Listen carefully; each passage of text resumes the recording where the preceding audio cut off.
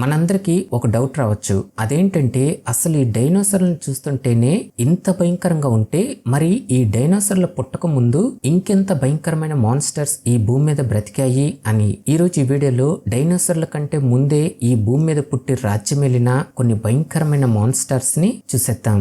నేను చేసే వీడియోస్ మీకు నచ్చుతుంటే జస్ట్ ఒక్క లైక్ చేయండి ఫ్రెండ్స్.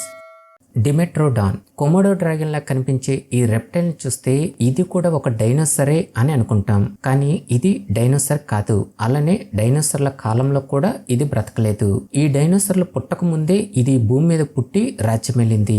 ఈ రెప్టైల్ ని చూడగానే మనకు ముందుగా అట్రాక్షన్ గా కనిపించేది దాని బాడీ పైన ఉన్న తెరచేప లాంటి భాగం.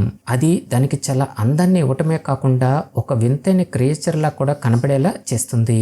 దీని భయంకరమైన పళ్ళను చూస్తుంటేనే మనకు అర్థమైపోతుంది ఇది శాకాహారి కాదు, చాలా దారుణంగా వేటాడే మాంసాహారి అని. అయితే ఈ రెప్టైల్ ని చూడటానికి ఇంత భయంకరమైన పళ్ళని కలిగి ఉన్నా కూడా ఇది పెద్ద యానిమల్స్ ని వెంటపడి మరీ అటాక్ చేయలేదు.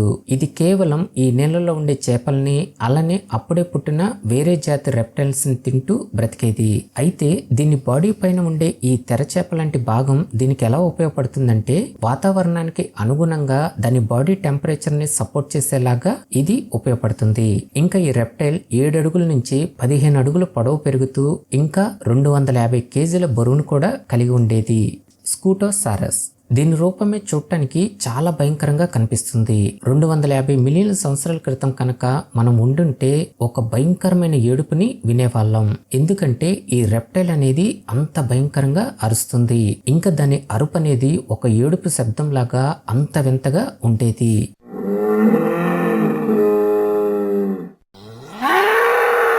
వీటి బాడీ పైన వేరే జంతువులు అటాక్ చేయకుండా ఉండటానికి ఒక బలమైన కవచంలాగా ఉండటం వల్ల దీనిపై ఏదైనా అటాక్ చేసినా కూడా దానికి అంతగా ఏమీ గాయాలు అవ్వేది కాదు.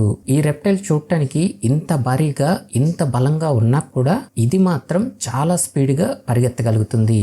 ఇంకా దీనికి చాలా బలమైన మజిల్స్ కూడా ఉండటంతో ఇది ఎంత దూరం పరిగెత్తినా కూడా దీనికి అలుపు అనేది వచ్చేది కాదు. దీన్ని చూస్తుంటే ఇది చాలా అగ్ర మాంసాహారి అన్నట్లే మనకి కనిపిస్తుంది. కానీ ఇది అప్పటి కాలంలో ఉండే పండ్లని ఆకుల్ని మొక్కల్ని తింటూ బ్రతికేది. అంటే ఇది పూర్తిగా శాకాహారి.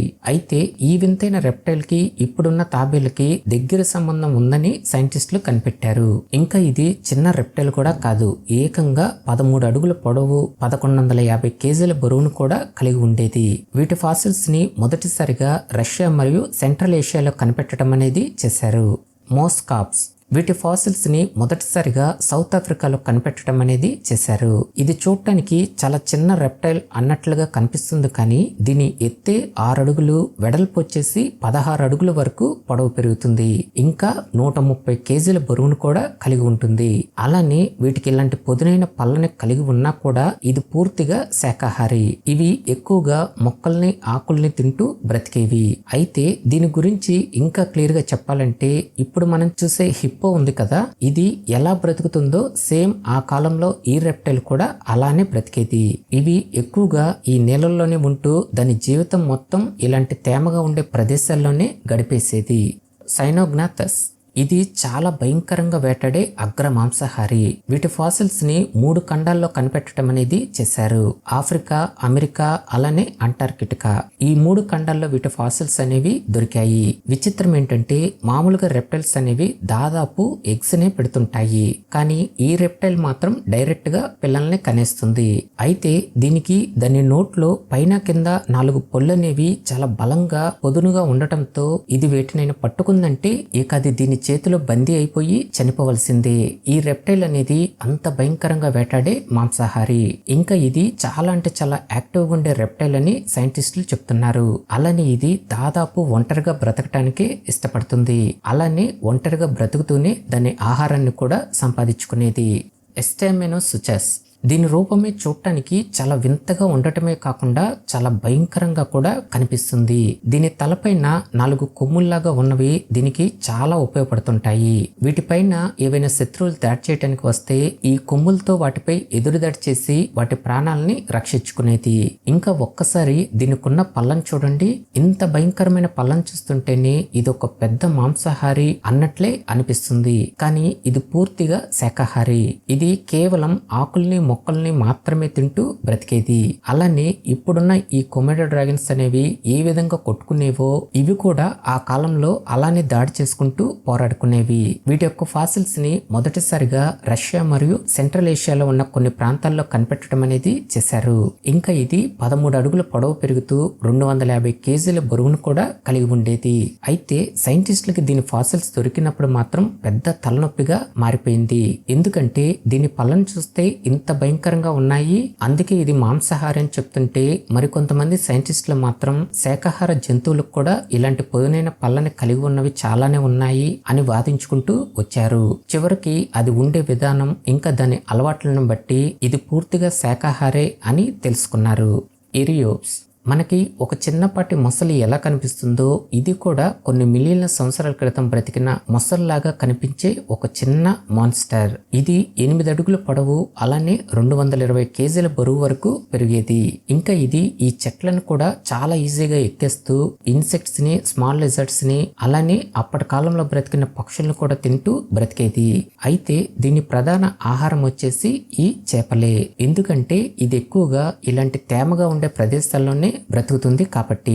ఈ వింతగా కనిపిస్తున్న రెప్టైల్ బాడీ పైన ఉండే చర్మం చాలా స్ట్రాంగ్ గా ఉండటంతో వేరే యానిమల్స్ దీనిపై అటాక్ చేసినా కూడా దీనికి అంత బలంగా గాయాలేమి అవేవి కాదు. అందుకే ఇది చాలా సంవత్సరాలు ఈ భూమి మీద సర్వే అవ్వగలిగింది. వీటి ఫాసిల్స్ ని మొదటిసారిగా అమెరికాలో ఉన్న టెక్సాస్ లో కనిపెట్టడం అనేది చేశారు. హెస్పెరోర్నిస్ 6 అడుగుల పొడవుండే ఈ వింతైన పక్షి అనేది నేల మీద మాత్రమే నడుస్తుంది. ఎందుకంటే ఇది ఎగరలేని పక్షి కాబట్టి. అలానే ఈ సముద్రాల దగ్గరలోనే ఉంటూ ఈ చేపలను తింటూ బ్రతుకుతుంది. ఇంకా దీనికున్న ఈ ఫ్లాట్ తోక వల్ల దానికి ఈ నీళ్ళల్లో ఎటువైపు టర్న్ అవ్వాలంటే అటు చాలా ఈజీగా టర్న్ అయిపోయేలాగా దాని బాడీ అనేది ఉంటుంది. అది కూడా చాలా అంటే చాలా స్పీడ్గా. వీటి ప్రధాన ఆహారం దాదాపు ఈ చేపలే. దీనికున్న ఈ పొడవాటి మెడ సహాయంతో ఈ చేపల్ని ఇలాంటి రాళ్లలో దాక్కుని ఉన్నా కూడా అందులో నుంచి కూడా వాటిని తీసి చంపి తినేస్తుండేది. ఇది దాని జీవితకాలం మొత్తంలో ఈ నెలల్లోనే ఎక్కువ సమయాన్ని గడిపేస్తుంది. అలానే గుడ్లు పెట్టే సమయంలో మాత్రమే ఈ నేల మీద ఎక్కువ సమయాన్ని గడుపుతుండేది. వీటి ఫాసిల్స్ ని మొదటిసారిగా నార్త్ అమెరికాలో కనిపెట్టడం అనేది చేశారు. అయితే ఈ పక్షి చనిపోయి ఇన్ని లక్షల సంవత్సరాలు అయినా కూడా ఇది బాగా పాపులర్ అవటానికి కారణం ఏంటంటే ఇది పెట్టే ఎగ్స్ అనేవి మామూలు డక్స్ పెట్టే ఎగ్స్ లాగానే ఉంటాయి. కానీ ఒక్కోసారి ఇవి గోల్డ్ కలర్ లో ఉన్న ఎగ్స్ ని కూడా పెడుతుంటాయని ఈ సైంటిస్టులు తెలుసుకున్నారు. గోర్గునోస్పియన్ ఒక్కసారి ఈ రెప్టైల్ ని చూడండి, ఎంత విచిత్రంగా ఎంత భయంకరంగా కనిపిస్తుందో. ఇది ఎక్కువగా ఈ భూమిలో ఒక సొరంగాల్లాగా త్రవ్వుకుని ఆ గుంటల్లోనే బ్రతకటం అనేది చేస్తుండేవి. అలానే ఇది చాలా అంటే చాలా అగ్ర మాంసాహారులు. ఇంకా ఇవి ఇలా గుంపులుగా బ్రతకటానికే ఇష్టపడుతుంటాయి. ఎందుకంటే వాటి జాతిని కాపాడుకోవటానికి. అలానే ఒక్కసారి దాని ఫాసిల్స్ ని కూడా చూడండి, భయంకరమైన పళ్ళతో ఎంత హార్బుల్ గా కనిపిస్తుందో. ఇంకా దీనికి సైబర్ క్యాట్ ఏ విధంగా పొదునైన పళ్ళని కలిగి ఉంటుందో దీనికి కూడా అలానే పళ్ళు అనేవి ఉంటాయి. దాని ఒక్కో పన్ను సైజే 4 అంగుళాల పొడవు వరకు ఉంటుంది. ఇంకా అది 7 అడుగుల నుంచి 10 అడుగుల పొడవు పెరుగుతూ 300 కేజీల బరువును కూడా కలిగి ఉండేది. వీటి ఫాసిల్స్ ని మొదటిసారిగా ఆఫ్రికా మరియు రష్యాలో కనిపెట్టడం అనేది చేశారు. నోథోసరస్ ముందుగా ఈ రెప్టైల్ చూస్తే షేక్ అయిపోవాల్సిందే. ఎందుకంటే దాని పళ్ళను చూడండి అసలు ఎంత భయంకరంగా కనిపిస్తున్నాయో. అలానే ఇది చాలా అంటే చాలా అగ్ర మాంసాహారి. దీనికున్న ఈ బలమైన పళ్ళ సహాయంతో ఇది ఎక్కువగా ఈ నీళ్ళలో ఉండే చేపల్ని అలానే వేరే సముద్రపు జీవులను కూడా తింటూ బ్రతికేది. అలానే ఇది 10 నుంచి 16 అడుగుల పొడవు పెరిగే అతి పెద్ద మాన్స్టర్. ఇంకా దీనికున్న ఈ పళ్ళ సహాయంతో ఇదేదైనా చేపను పట్టుకుందంటే ఇక దాని నుంచి తప్పించుకోవటం అనేది అస్సలు జరగని పని. ఎంత జారిపోయే చేపైనా కూడా దీని పళ్ళు దీనికి అంత గ్రిప్పింగ్ గా పనిచేసేవి. వీటి యొక్క ఫాసిల్స్ ని ఐరోపా, జర్మనీ, స్విట్జర్లాండ్ మరియు నెదర్లాండ్స్ లో కూడా కనిపెట్టడం అనేది చేశారు. డైమోర్ఫోడాన్ ఈ పక్షిని చూస్తుంటేనే మనకు అర్థమైపోతుంది ఇది ఎంతటి భయంకరమైన మాన్స్టరో అని. ఈ పక్షులు ముఖ్యంగా దీని పళ్ళతో ఇదేదైనా ఎర్రను పట్టుకుందంటే అది దీని నుంచి తప్పించుకోలేని విధంగా అంత గ్రిప్పింగ్ గా వీటి పళ్ళు అనేవి దీనికి ఉపయోగపడేవి.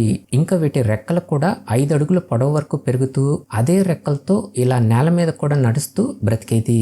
అయితే ఈ పక్షిలో ఉన్న విచిత్రం ఏంటంటే ఇప్పుడు మనం చూసే గబ్బిలాలు ఎలా అయితే తలకిందులుగా ఉంటూ మనం చూస్తుంటామో ఈ పక్షి కూడా సేమ్ అలానే విశ్రాంతి తీసుకుంటూ బ్రతికేది. వీటి ఫాసిల్స్ ని మొదటిసారిగా ఇంగ్లాండ్ లో కనిపెట్టడం అనేది చేశారు. ఓకే ఫ్రెండ్స్, ఈ వీడియో నచ్చితే మన ఛానల్ని సబ్స్క్రైబ్ చేసుకోవటం మాత్రం అస్సలు మర్చిపోకండి.